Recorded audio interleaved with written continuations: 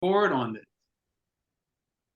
All right, thank you for joining this evening, gentlemen. So we're going to pick up where we left off last Monday, oxidative stress. Now, we were talking about the mother of all diseases, the mother of all diseases. Now, a lot of people heard free radicals. A lot of people heard antioxidants. So we're going to understand what are free radicals and what does that have to do with antioxidants? What are free radicals and what does it have to do with antioxidants? And what does it have to do with diabetes? What does it have to do with cancer and all different types of disorders, disease, and sickness? This is the mother of them right here, all right? So let's look at it. I have a couple of monitors working here. So we have oxidative stress, as you see right here. You have a normal cell right here. So we are composed of trillions of cells. All right, and you already know that the cell walls, they are literally impregnated with fatty acids. Well, type 2 diabetes comes in when there's too much fat, too much cholesterol on the cell membrane, which is the cell wall, like the skin. Think of it like your skin.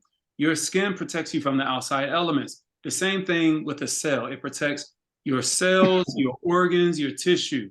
So if you look at this one right here, this right here is a wonderful, healthy cell. And that little dot that you see right there is called the mitochondria. The mitochondria, and you heard this like 1,000 times in science class, right? When you was in school or whatever higher learning facility you went to, the mitochondria is the powerhouse of the cells. So being that it's the powerhouse of the cells, it produces what is called ATP, adenosine triphosphate, which gives us the energy we need in order to get throughout the day and all of our daily functions. However, if the mitochondria is tampered or destroyed by free radicals, what's going to happen is you are not going to be able to utilize the nutrients that you're putting into your system to burn for fuel. The mitochondria uses two things in particular. It uses oxygen and it uses glucose. When it metabolizes or burns oxygen and glucose, what happens next? There's always a type of pollutant, which is called carbon dioxide, but it also produces water. So the mitochondria uses that water, uses that glucose, that oxygen in order to burn, in order for us to get the energy that we need. But what if it's destroyed? When the cell walls are damaged and your arterial lining is damaged, which is the lining of your arteries, what's going to happen? More cholesterol is going to be pumped out in order to patch up the walls of the arteries. And you know what that means. High levels of LDL is being released into your bloodstream.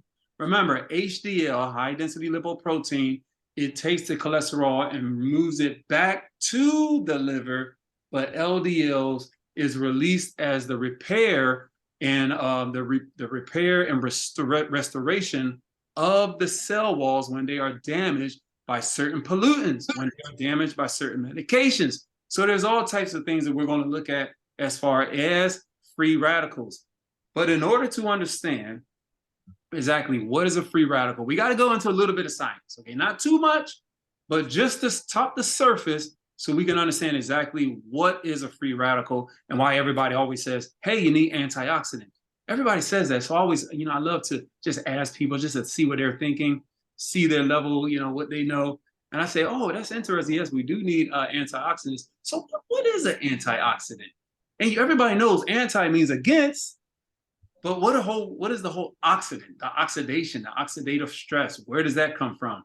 So look at this, free radicals attacking cells.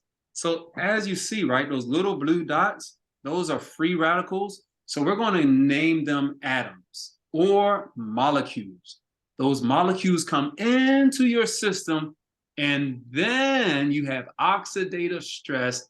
I hope you can see my cursor, that destroys the cell. And look right here, it already starts to tamper the cell structure, the cell walls, and then it destroys the mitochondria. So let's see, oxidative stress. What exactly is it? Well, this is a little cute graphic I like to use right here, all right? just to get you a little understanding before we go into the more technical details, right? This is antioxidants. Antioxidants are great. They're good. Your cells, because they metabolize all day, In other words, they're burning for fuel, and they're going to have some type of pollutant in the form of carbon dioxide. So your cells automatically within, they cause free radicals. It's a normal process to have free radicals every single day. But your cells also produce antioxidants.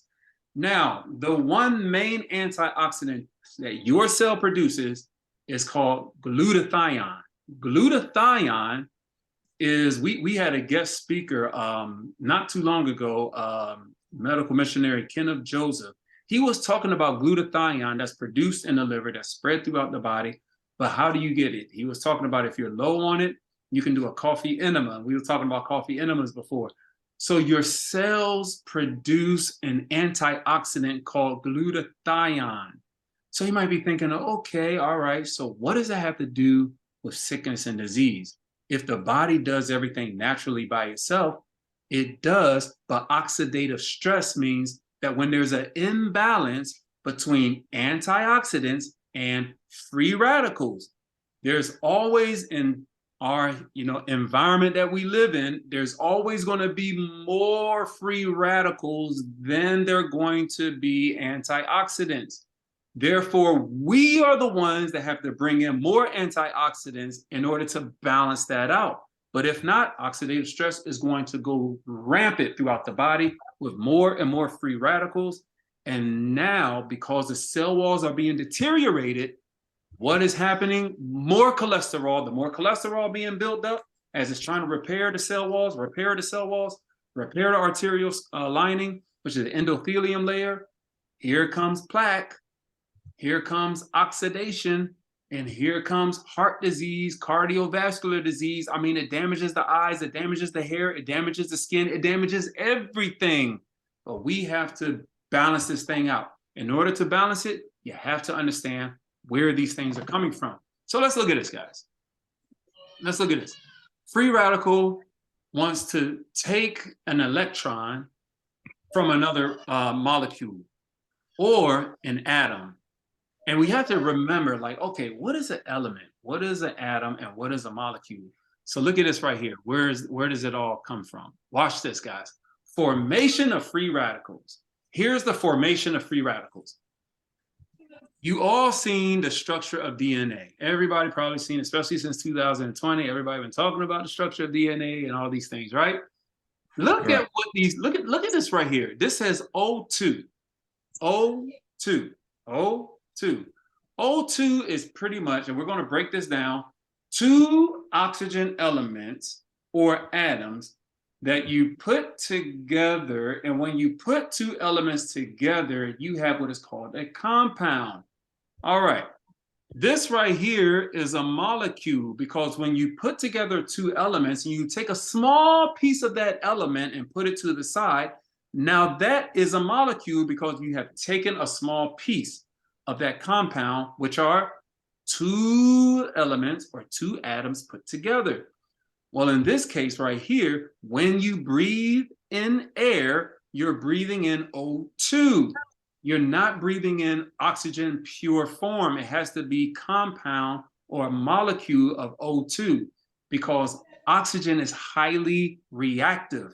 Because it's reactive, it goes in and it wants to borrow. And what is it borrowing? We're about to get to that.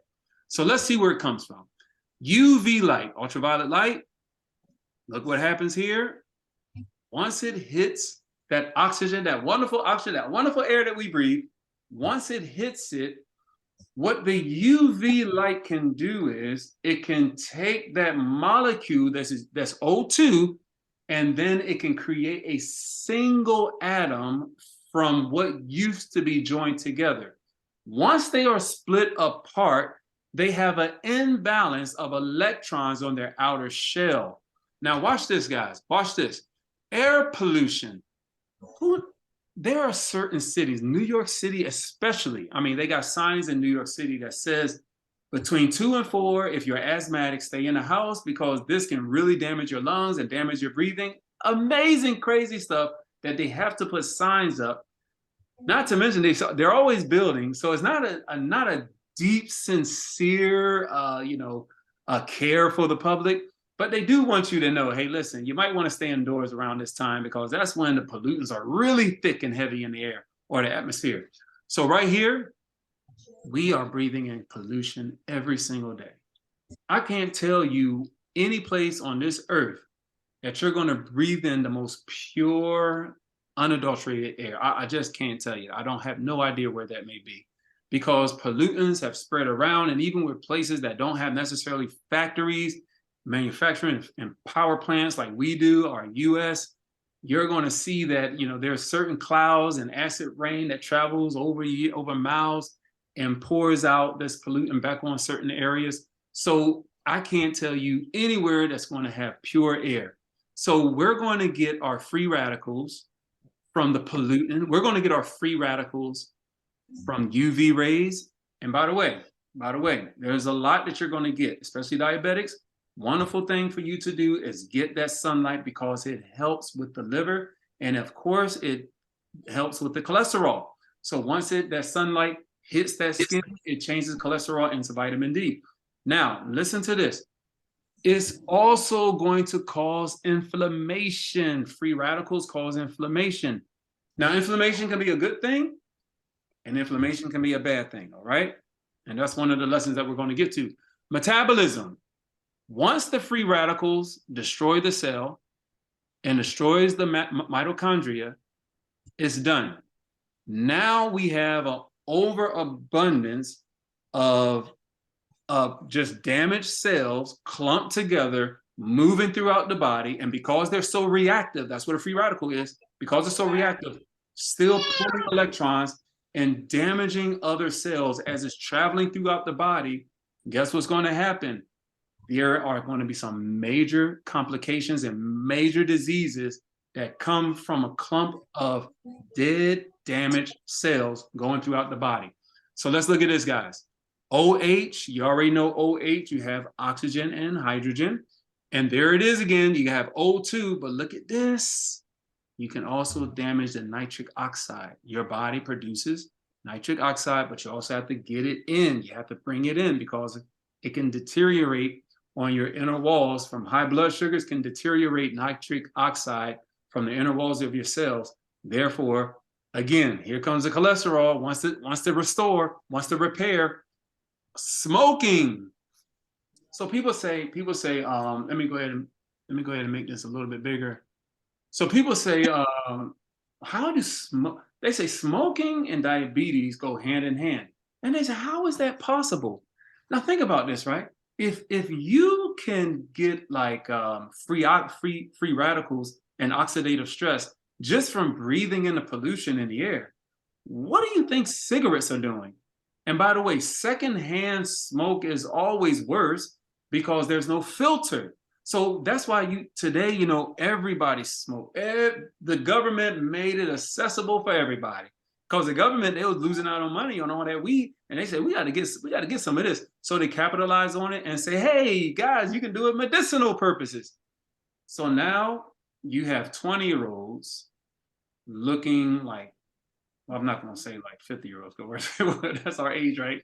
But you have 20-year-olds looking a little older than normal because they have no idea that all of that that pollution that they're breathing in is causing their cell walls, especially the skin, is causing it to tighten up and is causing it to die a lot quicker than before.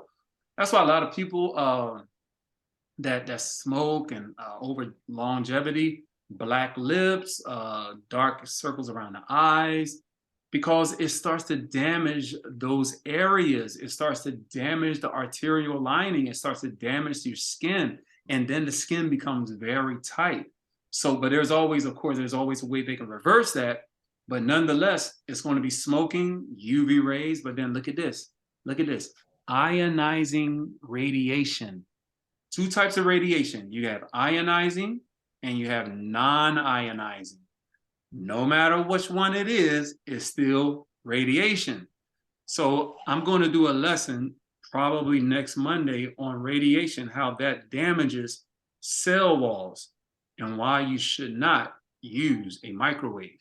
let's move on. So let's break this thing down. We're talking about O2, all right? Because you might be thinking, well, we gotta breathe. I mean, do I hold my breath all day? You gotta breathe, all right? You gotta breathe. So let's see here. And by the way, here's the mother right there. Damages the DNA. It damages the DNA. So if you see this, right? Look at this. Everybody's seen this strand right here. You have the mother's chromosomes, and then this strand right here. You have the father's chromosomes. You have 23 from the father, 23 from the mother. So that means like you can ask the hair of your mom and the height of your dad and so forth like that. But when it starts to damage, this is where different disorders come from. It's all about the free radicals. And now we're looking right now where these free radicals come from. And we understand, man, some of us became diabetic like a little earlier than normal or a little earlier than others, but it was an ongoing process. It didn't happen overnight. It didn't happen overnight. This is an ongoing process, and therefore year after year, and then the body started to slow down and say, hey, there's something wrong here.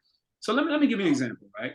You know, we have inflammation, we have irritation, men ignore that, we have ulceration, we ignore all that stuff, right? Your body, let's take for the immune system. When people get sick, they automatically say, oh man, you must have a weak immune system. But that's not the case. If you get sick, you have a strong immune system because your immune system is actually trying to release it. It's releasing whatever got in there, whatever you did, because we already know that disease is the effort of nature to remove from your system the results from violation of the laws of health. So most of the time, it's what we did. It's not necessarily like germs, because if it's a germ, then if I'm coughing it up all of a sudden, how long was that germ in there? No, it's something that I did. So therefore, the immune system is wonderful because it's trying to dispel through the mucus and the coughing and the hacking. It's trying to get all of that out your system. A lot of times, the mucus is developed from allergens. Some of those allergens that we build up mucus, and you have to do an allergy test. So you gotta go to the doctor, do an allergy test, because you might be surprised, like, wow, I never knew that I was allergic to these things. And that's why I was always coughing when I eat these things. Or, well, you might not know, but if you do an allergy test and understand where you get all this mucus from, mucus can come from like peanuts, okay?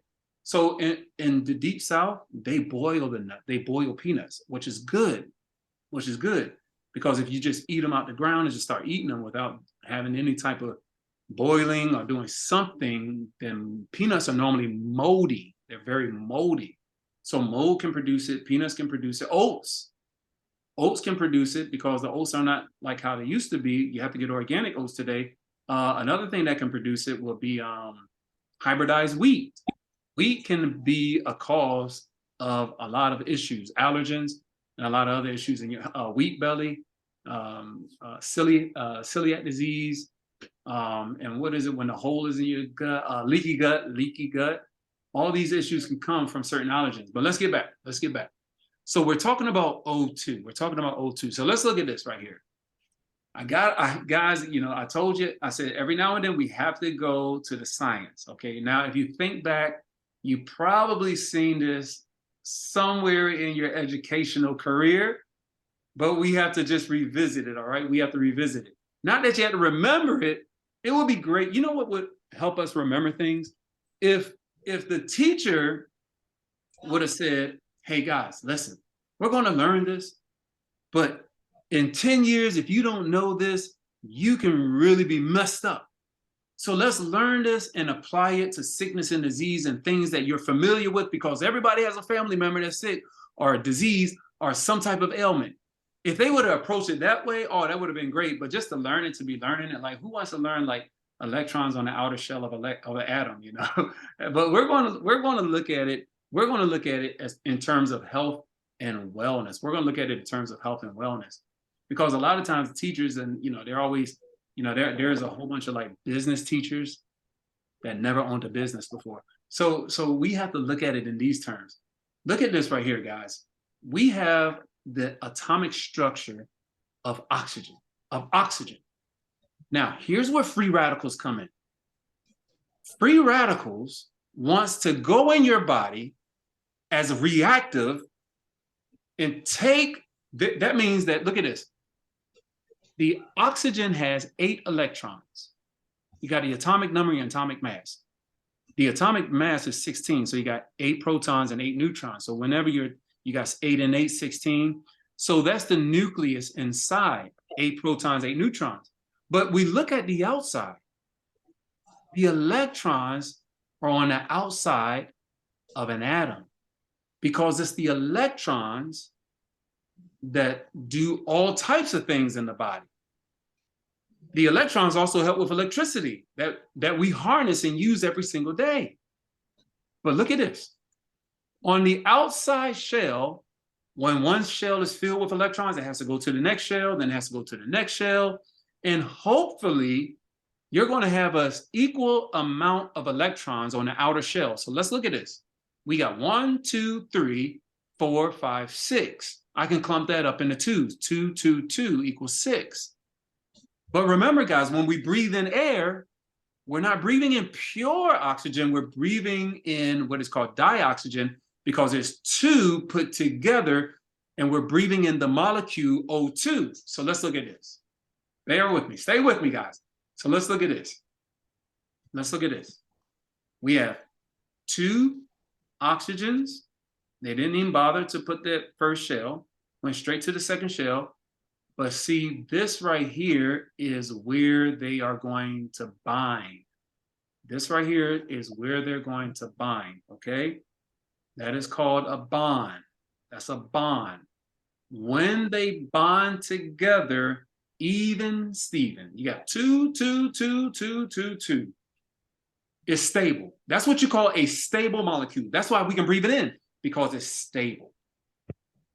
But as it comes in, along with the outside elements and the environment and smoking and unhealthy lifestyle habits and radiation, all of these things, it separates what used to be stable, and then it goes from a molecule back into a single bond, which is a single element or a single atom. And look at this, guys.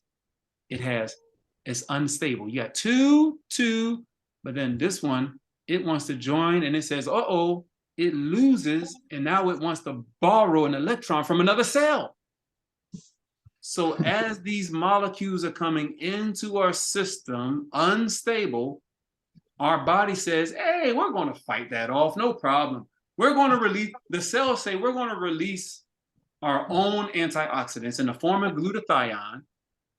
But the problem is, we're producing more free radicals than we're producing antioxidants. An antioxidant is proactive, where a free radical is reactive. So the more that we bring in the free radicals, they're tearing away at the oxygen. Textbook example right here that everybody can relate to. Everybody can relate to. Look at this, guys. You have a wonderful, healthy apple, and right here, that's a normal cell. When you bite into that apple, it becomes what? Oxidized, because air gets into it. So now that air gets into the apple, it's the same thing that's happening to your cell. Cell is attacked by free radicals. It starts to deteriorate. All of these that you see are those unstable molecules, or it's reactive molecules and atoms that they call free radicals. Radical means they go in and they take over, and they're uncouth, and they do whatever they have to do to destroy anything that gets in their way. And where does all your oxygen go? Your oxygen goes to the cell. Why does your oxygen go to the cell? Because your oxygen carries the glucose in order to burn for fuel. What burns for fuel? Mitochondria. And when the oxygen becomes destroyed, contaminated by the free radicals, you cannot receive the nutrients because the mitochondria is messed up. So look at this right here. Look at this right here. All of a sudden, it's completely destroyed. I'm going to go down. I want to show you something. Look at this. Look at this. Look at this. Let me see what time it is up here. All right, we got 6:59. We got some time, a few minutes. Look at this. Now, guys, pay attention to this. It says inductors of ROS, reactive oxygen species, all right? We already talked about all of these. Processed foods, yes, processed foods can cause free radicals. But look at this. Antioxidants, unprocessed food, vitamins, flavonoids, enzymatic antioxidants. So free radicals can destroy enzymes. Antioxidants can bring in the enzymes. Oxidative stress happens. Lipid peroxidation. That's one of the worst things that can happen. I'm going to share with you what you can do in order to prevent lipid peroxidation, which we're going to talk about exactly what that is. Look at what happens here. All of these go into the normal cell, and then it attacks the outside cell. What is the outside cell made of again? Fatty acids. Where do the fatty acids come from? Cholesterol. Where does the cholesterol come from? The liver. Oh, wait, if we have too much cholesterol, now we have completely impregnated the cell walls where nothing can come in. The glucose can't come in. So watch this. The cell with oxidative stress, it goes two ways, apoptosis or necrosis. Now, apoptosis, that's when your cell naturally deteriorates because our cells die every day. So that's when your cell naturally goes through an occurrence, and it's called an autonomous occurrence, where it naturally deteriorates because of the issues going on when it metabolizes, but it does not cause inflammation because it's a natural process. It doesn't cause inflammation. But on the flip side, you have necrosis, which causes inflammation, and now you have a clump of damaged cells going throughout your system. And guys, that is going to cause major, major disease issues, those major diseases that you hear about. Now, and not to mention, type 2 diabetes is a debilitating disease because it debilitates until no further. Now, watch this. So again, flavonoids. I wonder where I'm going to get my flavonoids. I wonder where I'm going to get my phytochemicals. I wonder where I'm going to get my antioxidants outside of what the body actually naturally produces. Today's world is pollution everywhere, even if it says organic. But I always tell you guys, when you sit down at the table and you're about to eat, pray over your food. Watch this. Free radical disorders, cancer, major one from free radicals. Heart disease, diabetes is linked to heart disease. Decline brain function, decline immune system. So it continues to decline because it starts to eat away at the good bacteria. And of course, you see all these right here. Aging, skin aging is a major force. Now, let's look at this. Oxidative stress, exposure to pollutants, alcohol, medications, infections, poor diet. That's that processed food, okay? Toxins. Let me see, sorry about that. Okay, we got toxins. We got radiation, and all this is what happens. All of this right here, give me 1 second, please. All of this right here, you're going to see these molecules come in and start tearing away. That's what we're talking about, peroxidation. We're going to get to start tearing away at the outer walls of your cells, and then it starts a slow decline. Wait a minute. Now, I am going to get to just one of the major things that you can do to combat free radicals. One of the major things that you can do to combat the free radicals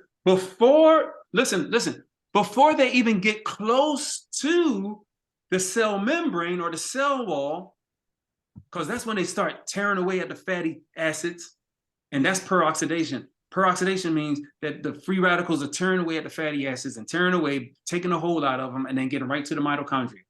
The cell wall protects the cell. The mitochondria, if it didn't have cell wall, there would be no mitochondria. You won't be able to use the nutrients from the food. But here's one thing you can do right here. Look at this. Vitamin C. Why vitamin C? I didn't start off with a fat-soluble vitamin. I started off with a water-soluble vitamin. Watch this.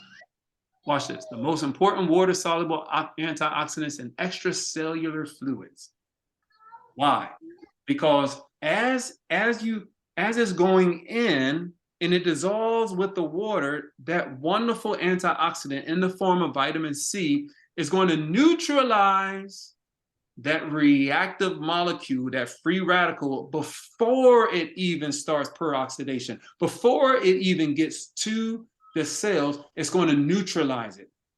But then we have another vitamin that we're going to talk about in the next Monday. We're going to talk about a different vitamin, and this vitamin is a fat-soluble vitamin.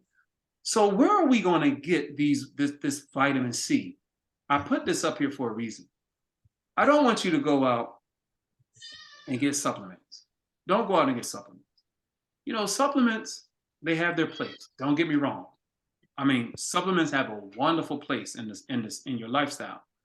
But if you can get it from a natural source, get it from the natural source. The only time you really need to take supplements is if your body doesn't naturally use it as a precursor, or something going on where you just can't eat the certain foods, or you have some type of allergen to certain foods that you can get that certain vitamin or mineral, then you got to use supplement. But if you can get it from a natural source, get it from the natural source. Don't go out and get supplements unless you absolutely need to, like vitamin B12. Watch this, guys. We're going to end off and talk about where are we going to get our vitamin C source. Where are we going to get this? Okay. Now watch this. Watch this. I want to show you something. This is good. This is good. Watch this. Okay. Content in milligrams per 100 grams. So look at this, right? And we're not going to start off with wild rose. I don't want to go to the herbal route yet. I'm not going to go to the herbal route yet. All right. There are certain things that you have to do, get off the medications and all these things before we can actually go to the herbal route. But look at this. It says kiwi. People always think that, and this is normal. People think automatically, oh, the orange is going to be the best source of vitamin C. No, it's actually kiwi. Matter of fact, look up here. I want to show you something. So content in milligrams per 100. So a cup, 100 grams is a cup. So let's break this thing down. So 100 grams is a cup. All right.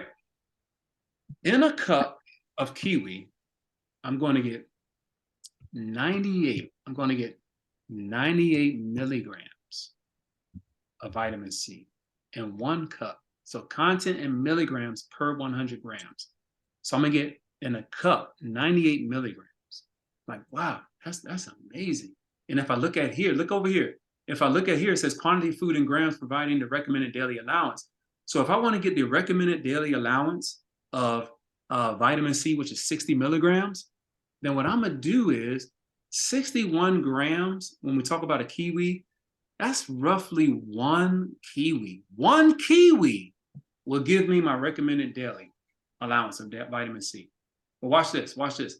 Peppers, raspberries, oranges. Oh, I'm sorry, not one kiwi, but this right here, it's 1 kiwi. This one right here, I'm looking at 240 grams of raspberries, which 240 grams of raspberries, that's going to give me 25 milligrams of vitamin C out of the 60 milligrams.